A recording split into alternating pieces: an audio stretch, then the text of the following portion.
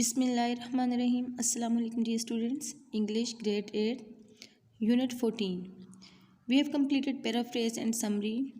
In lecture number 2 we will discuss use of figurative language. Dear students, जब भी poets poetry करते हैं तो अपनी राइटिंग में वो यूज़ ऑफ फिगरेटिव लैंग्वेज का जो है वो मस्ट लेके आते हैं. For example simile and personification must use करते हैं. और भी बहुत से दूसरे डिवाइसेस हैं. First of all, what is simile? You know, very familiar, we have discussed in previous topics. Comparison using as or like is called simile. When we compare two things using as or like, that is called simile. In this poem, The Kingfisher, Henry Davies made use of simile on lawns as smooth as shining glass. Here the green and smooth lawns are compared to shining glass.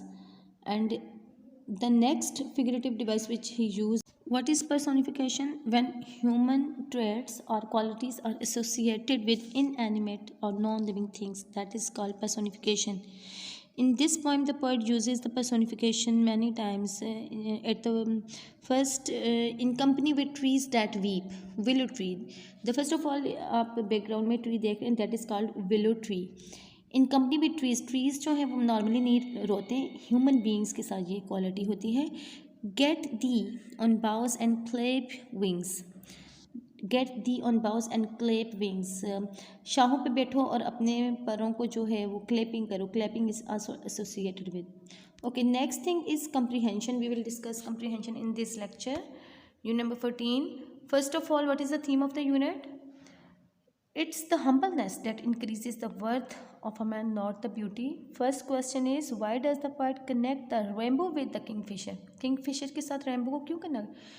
तो इसका answer read out करें और इनको लिखना भी है. Rainbow को rainbow is formed after the rain and having so many multiple colours. And Kingfisher is also such type of creativity which is formed by so many colors. That's why he connected the.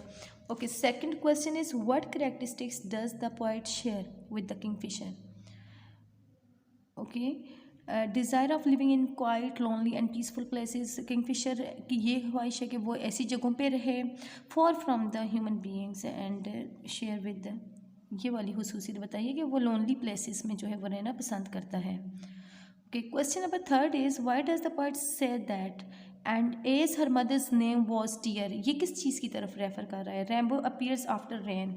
ठीक है, mother name was tear. Tear यहाँ पे rain को represent कर रही है कि जो रेनबो थी वो after the rain it is formed and that the poet symbolize the rain with tears. That's why he says and as her mother's name was tears. Question number 4, why does the poet want the kingfisher to live with the peacocks?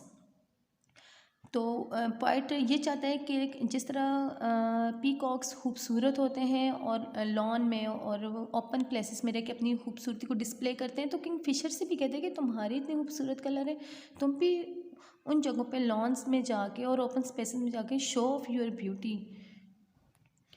और question number 5 है, what according to the poet is different between the peacock and the kingfisher? दोनों में difference क्या है? Both are beautiful, extremely beautiful, but peacocks like to live in open places and they show off, they present their beauty in front of people, but that is not the case with the kingfisher. They like to live in lonely places. Answer यहाँ पे लिखे हुए हैं, इनको अच्छी तरह से आप लोगों ने रीड आउट करना है और फिर उसको याद भी करना है. Okay, next comes to the question number 6. Question number 6 is, why does the poet say nay lovely bird thou are not vain? नहीं खूबसूरत परिंदे, तुम्हारा आर्ट, तुम्हारा फन ज़ाया नहीं गया, बेकार नहीं गया.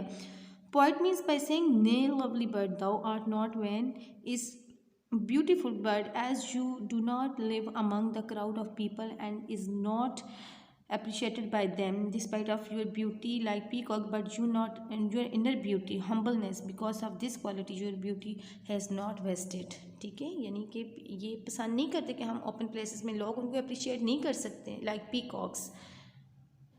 जैसे हम लोग नॉर्मली पीकॉक, किंगफिशर हम में से किसी ने ही देखा होगा, तो पीकॉक हम नॉर्मली देखते रहते हैं और उनकी खूबसूरती से हम लोग लुत्फ़अंदोज़ भी होते हैं और अप्रिशिएट भी कि कितने खूबसूरत रंग है. लेकिन ये केस इनके साथ नहीं है. लेकिन जो इस परिंदे की जो हम्बलनेस है and the desire to live in a lonely places on the sea ये जो है इसको इस पीकॉक से बिल्कुल डिफरेंट करती है और कहते हैं कि यहाँ पे ये जो तुम्हारी हम्बलनेस की क्वालिटी है ना, ये तुम्हें दूसरे परिंदों से अलग। Write down the theme of the poem Kingfisher. Theme is already discussed. Okay, it's the humbleness that increases the worth of someone, not the beauty. खूबसूरती इतना मैटर नहीं करती जितनी इंसान की आजिज़ी, इंकिसारी, ये चीज़ें जो है, प्राउड नहीं होना चाहिए लाइफ में। बेसिक थीम जो है ये समझाया जा रहा है। Okay, do you like this poem? Why? Yes, I like this poem because convey the this poem conveys the moral lesson that humbleness is very necessary. We should not be proud in our life in any case. Describe the object being personified in them. Personification कहाँ पे use हुई है? tears, birth, weep and clap are the personified verbs. poem में different जगह पे जो है ये वर्ड्स यूज़ हुए हैं। Okay dear students, next summary है इसी पोएम की। इस समरी को भी आप लोग वेरी केयरफुली रीड आउट करें और इसको फिर अपनी नीट कॉपी पे आप लोगों ने लिखना भी है। आंसर क्वेश्चंस भी लिखने हैं, फर्स्ट थीम, आंसर क्वेश्चन और फिर ये समरी भी लिखनी है आप लोगों ने। You will receive all the material through PDF, okay? And your homework assignment is you have to write the comprehension plus summary on your neat copy, and also write down the definition of simile and personification with examples from the poem and learn by heart. Okay, thank you so much.